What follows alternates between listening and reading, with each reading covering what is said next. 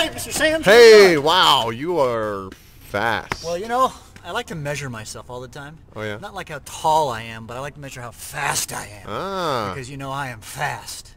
Because I always train for these stupid well, they're not stupid, they're great triathlons.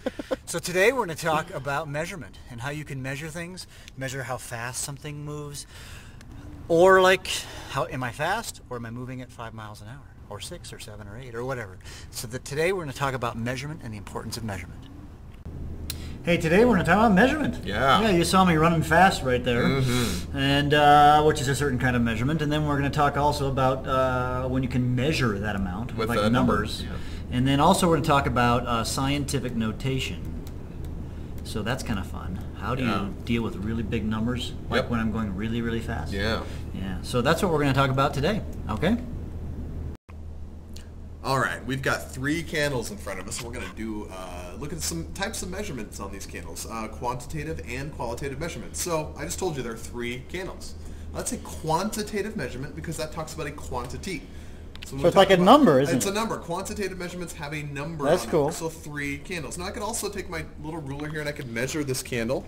Okay, this candle looks like it's about, I don't know, a little over 10 centimeters. So that's a measurement. I could measure this one. This one is 4 centimeters. So this one, 10 centimeters, 4 centimeters. Those are quantitative. I would just like call it the tall candle. Yeah, or the tall candle and the short candle. That's qualitative measurement. Okay. Okay, no numerical value assigned to that. Now this one is wider than the other 2. Fat one. It's the fat candle. Okay, so that's a qualitative measurement. This is the skinny candle, qualitative measurement. Or I could measure it. This one, it's about 4 centimeters wide, and this one's about 1 centimeter wide. So that's a quantitative measurement. Now, you could use a thermocouple and measure the temperature of the flames, and then I'm not actually going to do it because this isn't a thermocouple. I'm going to pretend, but that would be probably about 500 or 600 degrees Celsius. All the flames could be, so that'd be a quantitative measurement. I could measure a numerical. So it sounds to me like quantitative have like numbers involved. Yep. If you have a quantitative measurement, you have a number. Qualitative measurement, you're making a quality assessment about something. We could talk about color. This is kind of a yellow candle versus. So it's like Mr. Bergman is fast. That would be like what? That's a qualitative measurement. Now, Mr. Bergman ran at a 6 minute per mile pace. Yeah, that's a quantitative measurement. I see. Got numbers. Yeah. Yep. All right. You know, Mr. Sam's is devilishly handsome. I think that'd be a qualitative measurement. You don't like that one? Well, you are devilishly handsome. You are a hunk, Mr. Sam. Exactly. Woo! Oh yeah. Check out you. My gosh. Look at that. Ooh, yes. Okay. All right. You got it? Qualitative, descriptive, quantitative, mathematical. There it is. Numerical. Thanks. So, Mr. Sams, when we're measuring things, sometimes the numbers get really, really big. And? Sometimes, especially in chemistry. Really, really small. Yeah. And you see scientists are tired of writing all lazy. Chemists are lazy. They're trying to come up with a better way of writing down numbers. And the way we use is something called scientific notation. So why do we use scientific notation? That way we don't have to write all those stinking zeros before or after a number. It has to do with really big numbers or really small numbers. Yeah, and it also kind of has to do with the accuracy of our measurements, but we'll talk more about that a little bit later. Yeah. So we want to deal with this concept. So let's kind of talk ourselves through this. So I have some things to measure, or measurements. I've actually, I got off the internet, Wikipedia, I believe. The sun is a very big thing. The sun. Now the sun, do you know the sun is a star? I did. I bet you did. I hope you did. Yeah, my son knows that. My son knows the sun is a star. But why is it so bright compared to like all of the other stars in the sky? Because we're really, really close to it. Yeah. But you know the sun is huge. In fact, it is. It looks like 1.392 million kilometers in diameter. It's big. So if you draw a line across, this line from here to here is very big. Yeah. So, but we, instead of saying 1,392,000 kilometers, we would like to write that in scientific notation. Yes. So how do you do that, Mr. Sam? Well, you take all the numbers that aren't zeros, and you put a decimal between the first and second number. So that would be between the 1 and the 3. Right, that's where a decimal point's going to be. So you'd say 1.392. Now, do I need to use these zeros here? No, you don't write those down. Yeah, you wouldn't actually. So, and you'd say times 10 to some power. Now, to figure out the power, you go from where the decimal would have been. 1 to the end, right? 2, 3, 4, 5, 6. We moved it 6 places, so that's 10 to the 6th power. Okay. There you go. Yeah. That's pretty easy. It is. And I bet most of you have seen this before, but it's kind of a review. And if you haven't, now you get to learn it. Yeah. Now, there's also like small numbers. Really small numbers. So this right here is the diameter of a typical nucleus in an atom. Now, atoms are really, really tiny things. Really tiny. And it is 1.6 times 10 to the minus 15th meter. Oh, That's wow. a small number. That is small. Now, that one's in scientific notation. Yeah, it's in scientific notation, so Okay. we need to see if we can write this in sort of what we'd call regular notation, or Okay. a regular number. All right. Now, so what do I do here? Well, you've got the 1.6, so we're going to have a 1 and a 6 together. Yeah. And we're going to have to move the decimal point 15 spaces to the left. So we're going to start this number and go 0. Now I want to start counting. I need to go 15 places, Right. sort of. All right. 1, 2, 3, 4, 5, 6, 7, 8, 9, 10, 11, 12, Uh-oh. 13, 14. 1, 6. Now the 15th one, this is tricky. Right. 6 meters. Right. Now this right here, the 1 is your 15th place. You don't Yeah. have 15 zeros. Right. You have 15 places. Right. So if you want to double check your work, just take your decimal and kind of move it along the zeros, and if it 1, lands, 2, 3, 4, 5, da, da, da. You should end right here. It should land between the 1 the and 1 the and 6. That'd be Right. your 15th place. Exactly. Okay. Now notice that things with a positive exponent are Yes. big numbers greater than 1, and things with negative exponents are small numbers, numbers less than 1. So small, the zeros are in front, Yep. and big, the zeros are behind. end. So here's another big number. This is the speed of light. So light travels pretty fast. Zoom! Very, very fast. That was fast. That was fast. That was. Actually, it's faster than that. Yeah. Yeah. Here, let me see the pen. Oh, okay. If we, if you take the, when we draw, where's my pen? There it is. You can put the little speed, whoosh, whoosh. It means it's going really fast. Oh, I got Like on you. cartoons. Yeah, there you go. So Yeah. the speed of light. The speed lines at the Okay. end of something. This number looks like it needs Really to be put in fast. scientific notation, Mr. Sam. It does. It's too big. I don't like big numbers. So the decimal goes between the 2 Between the and 9. two, yeah, so 2.98. 2.98 times And then we count how many spots places. it went there. 1, 2, 3, 4, 5, 6, 7. 7. That'd be 7th That's meters not per right. second. Isn't it times 10 to the 8th? It's times 10 to the 8th. I think your number's wrong. I think this is supposed to be a I think 0. we're missing a 0 there. All right, I know it's 10 to the 8th meters per second. So pretend there's an extra 0 there. Yeah. Because actually I know that answer. Okay, and then one last one. The mass of a proton. Ooh. Oh, that's a nasty number. That's a lot of zeros. So one proton. What is a proton anyways? It's What a heck is that? positively charged particle in the middle of an atom. So yeah, in the middle of an atom Nucleus. there's a nucleus, and inside the nucleus is protons, and actually neutrons as well. And so if I was to say, well, how big is a neutron, a proton, and this is the size of a proton, or the mass of a proton, I should say. Now, the first non-zero digit is that 1. So between the 1 and the 6 is where my decimal point is. Yes. So I'll say 1.673 times 10. Now it's going to be a negative exponent because this is a small number. 1, 2, 3, 4, 5, 6, 7, and then 8, 9, 10, 11, 12, 13, 14, 15, 16, 17, 18, 19, 20, 21, 22, 23, 24, 25, 26, 27. That's good, 'cause that's the right answer. Times 10 to the minus 27th kilograms. You knew that one off the top of your I head? did know that by the top of my head, yeah. He does that, folks. He'll just pull these numbers out of who knows where, and it's like, where did those come from? I've seen them for too many years. Okay, He's so old. I'm old, yes, indeed. Okay, so that is how you would do that. Pretty All right. easy, right? Okay. You know, in my years of teaching Mr. Bergman, there's Yes. one thing that students always consistently make mistakes on. And that would be Using their hair color. their calculator. Oh, it's the old I have calculator. students who will set up problems perfectly, and then when they go to punch it in the calculator, They get the wrong answer. they get the wrong answer. You know, I have seen that a And lot you too. think the calculator would make it easier, but if you don't know how to use it properly, Yeah, it's it'll going to mess lead you to up. errors. So what we're going to do is we're going to show you how to use your calculator properly to do scientific notation. Now, we're going to show you a way. It might be the same that your math teacher and previous science teachers have told you. It might be different, but our way's better.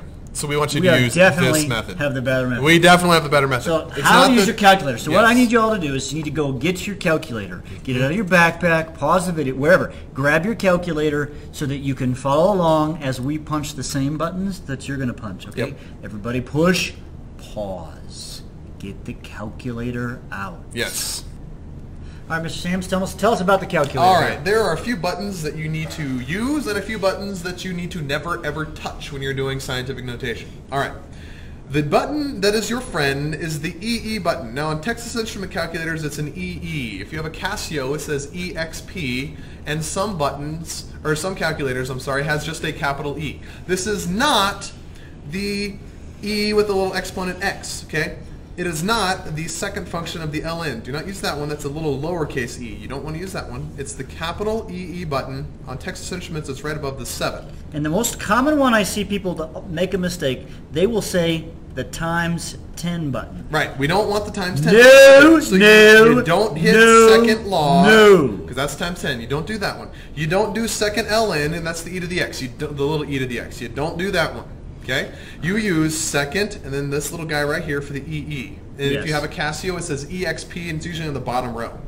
Another thing to note here, folks, there's a difference between the negative button Yes. and the subtract button. Your negative button, on most calculators, it's in parentheses. It's this guy right here. Some will actually say positive, negative. Right. So we have a TI-84 we're working on Yes. right now. I don't know what you've got. And the subtract button means to subtract. Right, so don't do that for a negative exponent. You use the negative button for a negative exponent, this guy right here. Now, one other thing you don't want to use, stay away from the caret. Okay, the caret will not help you with scientific notation. We're going to show you how to put it in the calculator here in just a minute. So don't use the caret, don't hit times, don't hit 10 to the x, and don't hit e to the x. You are going to use the EE button and the EE button only. Say EE, everyone. EE! Okay, that's what you want to do, the All right, EE Mr. Bergman, button. Give me an example. All right, let's say that I have 5.3 times 10 to the 8th right.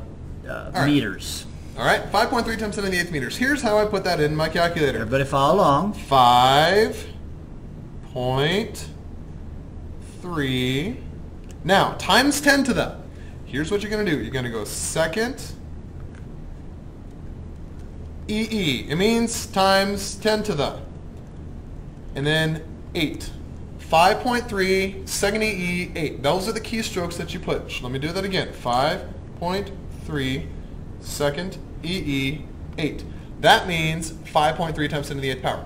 Do not do this. Let me show you what not to do. Do not go 5.3 times 10 caret 8. Now, that will work occasionally.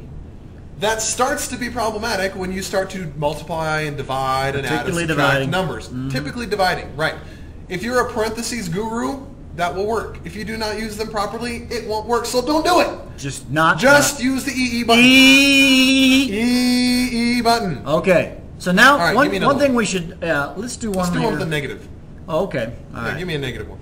So let's do a negative one. Let's say that the diameter of a nucleus is 6.23 times 10 to the negative 16th meters. Okay, 6.23.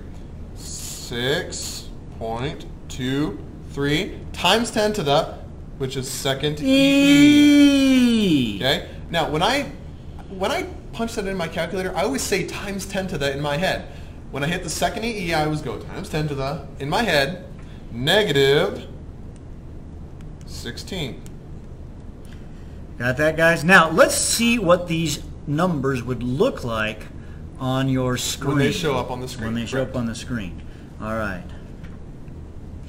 Okay, we're back. Now, I want to talk about making sure you know what the buttons are. Not the buttons, but what it should look like on your calculator, because it's kind of weird, isn't it, Mr. Sanders? Yeah, it is a little one. So let's say I've got 5.01 times 10 to the minus 13th meters. Let me put that in. So 5.01. So now what, guys, you see on the side here is you do not see, you just see the screen. So what, yeah. 5.01, then second EE, negative 13. 5.01, and on your screen it has an E. Yes. A capital E, negative 13. Yeah. That means 5.01 times 10 to the negative 13. Here's what I don't want to see. Do not, under any circumstances, put 5.01 times second EE, negative 13. Oh, yeah. Okay, because if you do, when you press enter, it'll be 10 times too big. you get a wrong number. Oh, it just screws everything Right. up. So don't do that. Yeah. Mm-hmm. So watch that. You got to watch that. You need, and then something that's kind of weird, guys, is that you're going to push an EE button, and at least on a TI graphing calculator, it's going to just produce one E there. That's Yeah. kind of odd, isn't it? Yeah. But that's just it. The E really means Times 10 to means the- times 10 to the power of whatever. In our case, negative 13th. That's what it means. Do not do the times 10 thing. Right. So don't hit Screws you times. up. Don't hit 10. No. Yeah. All right, let's do one more. Okay, Make sure let's you do can one see more, and this. I'll show you another Actually, comment. let's do a little calculation. How about Okay. that, Mr. Sams? So let's say I've got 6.02 times 10 to the 23rd, and I want to divide that by 8.01 times 10 to the negative 16th. I don't know why I would do that, but Yeah, I don't know either.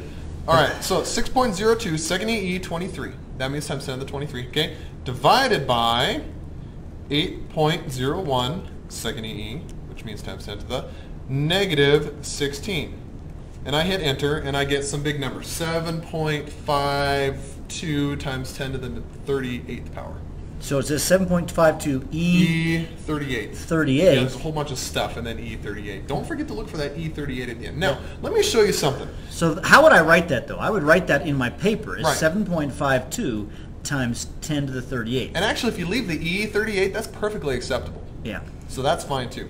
Now, let me show These you are the something. same number here. If right? you do not use the E button and you are not good at using parentheses, let me show you what happens on this particular problem. Mr. Sam's If gonna make a you do it mistake. wrongly, 6.02. Now I'm going to hit the times button, and then 10, and then that caret, 23. Okay, that means 6.02 times 10 to the 23rd. It does, but now I hit divided by Yeah. 8.01 times 10 caret negative 16. That You're means gonna get a 8.01 times 10 totally to the jacked negative up 16. number, Mr. But Sam. since I didn't use my parentheses, You're going to get like, I got 7515605. which is not right. That is not the same thing as 6.52 times 10 to the 38th power. Yeah. That's 7.52 times 10 to the 1, 2, I think the moral of the story, that's guys- the 6th power. Don't use the 10, use the EE. Use the E Yes, button. Use the E. Now, in my calculator, the one that we're working with here, the E is the second function. Some Yes. calculators, it's the first Yeah, on the function. Casio, it just has an EXP, and it's in the bottom Keep, row. yeah, you just got to find it. Yeah, just on find your it. calculator. Ask your teacher. They know where it is. All They'll right. tell you. So the key on this, Mr. Sams, would be what? E. Got to use the EE button. And E, if you stop E. using the EE button, we will be very mad at you. Get the- You know what's really funny? People will show me, Mr. Sams, I'm not getting the right answer, and I say, okay, punch it in your calculator for me, and they don't use the EE button. You know what I do? You laugh. I laugh, I don't know what else you do. and I laugh. I usually say, silly, silly child, have I not taught you to use the EE button? And actually, I usually just impatient and say, why don't we use the EE button? But Mr. Sams is meaner than me. I'm evil. I will laugh at you and make you feel like a silly person. No, he won't. No, That's I not won't. true. But seriously, use the EE button. Use the EE button. All right, nice job.